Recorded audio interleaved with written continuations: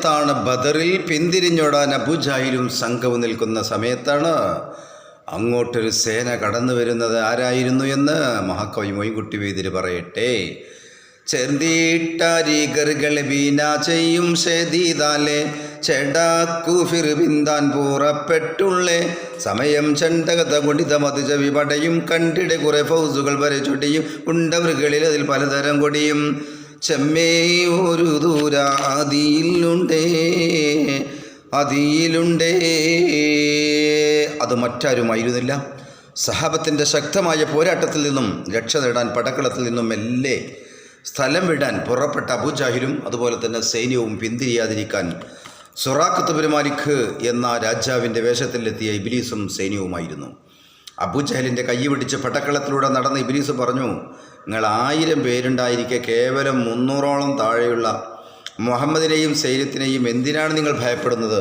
നമുക്ക് മുഹമ്മദിനെ ഒരു പാഠം പഠിപ്പിക്കാമെന്ന് പറഞ്ഞ് തൻ്റെ സൈനാധിപനെ ഇബ്ലീസ് അബൂജഹലിൻ്റെ സൈന്യത്തിൽ ചേർത്തി.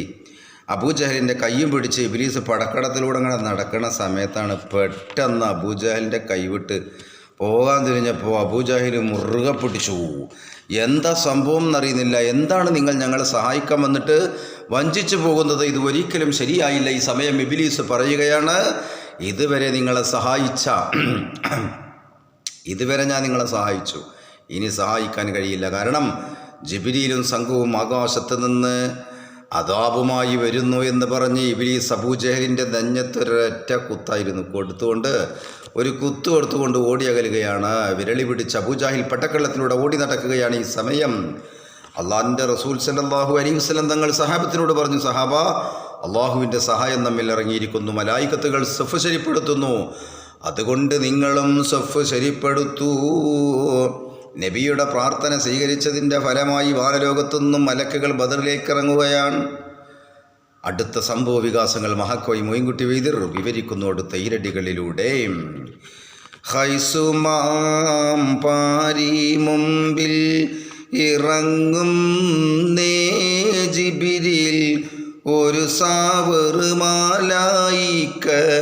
തതും അന്നേ അതിൽ പിന്നെ മീകായിലും വരവായേ അൽഫ് മലായിക്കത്തവിടത്തിൽ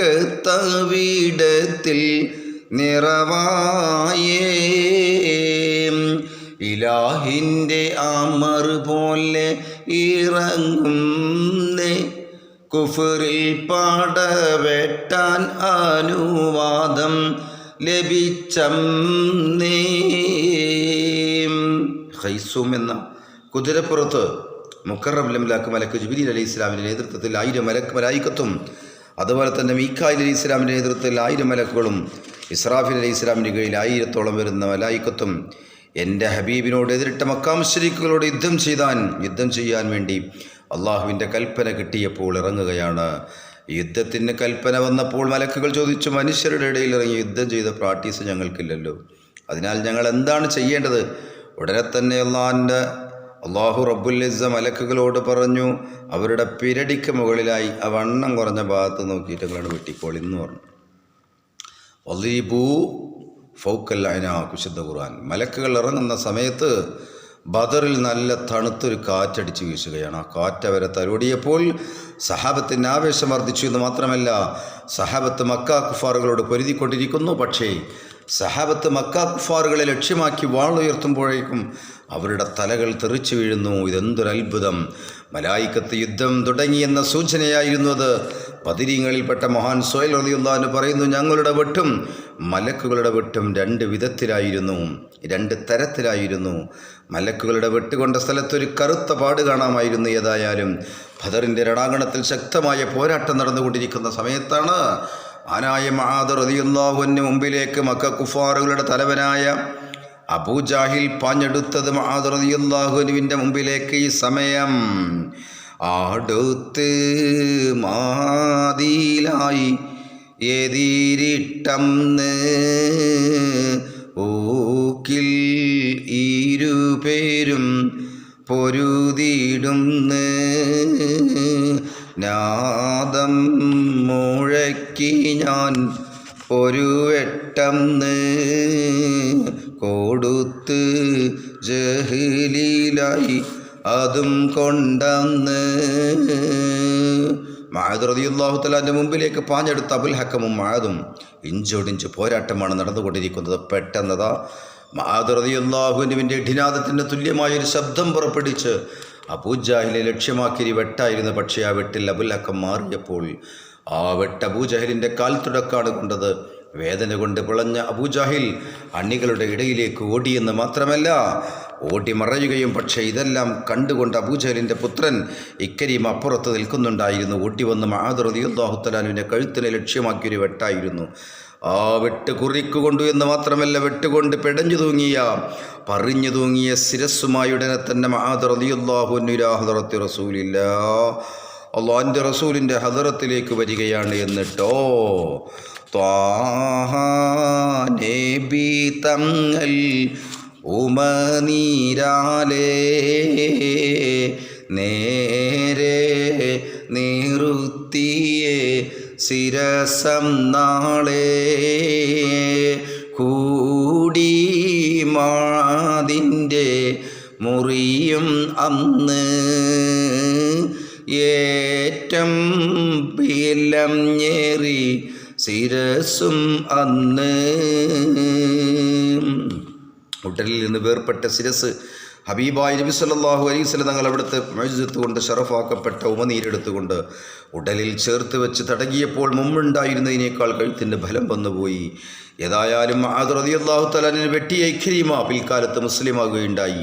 അതിൻ്റെ ഒരു കാരണമുണ്ടായിരുന്നു. ഒരു ദിവസം യുദ്ധം കഴിഞ്ഞ് മടങ്ങി വരുമ്പോൾ ക്ഷീണം കൊണ്ടൊരു ഈത്തപ്പനയുടെ തണലിൽ വിശ്രമിച്ചു കൊണ്ടിരിക്കുകയാണ് ഇക്രീമ. ഈ സമയം മരത്തിൽ നിന്നും ഒരു ഈത്തപ്പഴം താഴെ വീണു എന്ന് മാത്രമല്ല, ആ ഈത്തപ്പഴം എടുത്തുകൊണ്ട് പൊളിച്ചു നോക്കിയപ്പോൾ അതിൽ ലാ ഇലാഹ ഇല്ലല്ലാഹ് മുഹമ്മദുർ റസൂലുള്ളാഹ്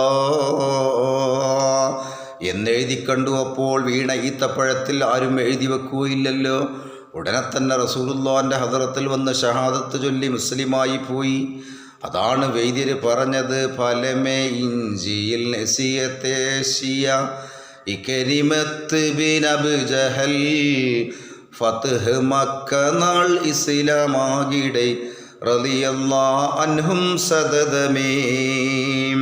ഏതായാലും ശേഷം ബഹുമാനപ്പെട്ടവർ ഷാം യുദ്ധത്തിലൊക്കെ സജീവമായി പങ്കെടുത്ത് യർമൂക്കിൽ വെച്ച് നടന്ന യുദ്ധത്തിൽ ഇക്രീമ റളിയല്ലാഹു തആല അൻഹു ഷഹീദായി എന്ന് മാത്രമല്ല, ഏതായാലും ബദറിൻ്റെ പടക്കളമൊക്കെ ഒന്ന് ശാന്തമായപ്പോൾ ഹബീബായ നബിയും സഹാബത്തും പടക്കളത്തിൽ ഷഹീദായവരെയും മറ്റും വിവരങ്ങൾ ശേഖരിച്ചു കൊണ്ടിരിക്കുന്നു. പക്ഷേ ഇസ്ലാമിൻ്റെ ഏറ്റവും വലിയ ശത്രുവായ അബൂജഹൽ കൊല്ലപ്പെട്ടോ എങ്കിൽ ശവശരീരം എവിടെ? പടക്കളം മുഴുവൻ അരിച്ചു പൊറുക്കിയിട്ടും അബൂജഹലിനെ കുറിച്ചൊരു വിവരവും കിട്ടുന്നില്ല. ഈ സമയം സഹാബത്തിൻ്റെ കൂട്ടത്തിൽ നിന്നും മഹാനായ ഇബ്നു മസ്ഊദ് റളിയല്ലാഹു തആല അൻഹു അബൂജഹലിനെ കണ്ടെത്താൻ വേണ്ടി പരിസരമൊക്കെ അരിച്ചു പൊറുക്കുകയാണ്. ഈ സമയത്ത് മീകായിൽ അലൈഹിസ്സലാമിൻ്റെ കുന്തം കൊണ്ടുള്ള കുത്തേറ്റ് അഴക്കുനുക്കൽ പർവ്വതത്തിൻ്റെ ചെരുവിലൊരു കുറ്റിക്കാട്ടിൽ എഴുന്നേൽക്കാൻ കഴിയാതെ ചത്ത ചവം കിടക്കുന്നത് പോലെ അബുൽ ഹക്കം കിടക്കുന്നത് കണ്ടപ്പോൾ അബൂജഹലിൻ്റെ ശരീരം പിടിച്ചു മലർത്തി ഇബ്നു മസ്ഊദ് റളിയല്ലാഹു തആല അൻഹു അബൂജഹലിൻ്റെ നെഞ്ചിൽ കയറിയിരുന്ന സമയത്ത് അബൂജഹൽ തൻ്റെ മെഴി തുറന്ന് ഇബ്നു മസ്ഊദ് റളിയല്ലാഹു തആലാൻ്റെ മുഖത്തേക്കൊരു നോട്ടം. ഈ സമയം മഹാനായ ഇബ്നു മസ്ഊദ് തങ്ങൾ പറയുകയാണ്, കേളട അബൂജഹലെ കേളട കൊടിയെ കേട കേളട ചടയ മുട കേളട തൊടി തുടിക്കും ചകയ കടുകടുക്കും പകയ ജഹിലേ കേളട.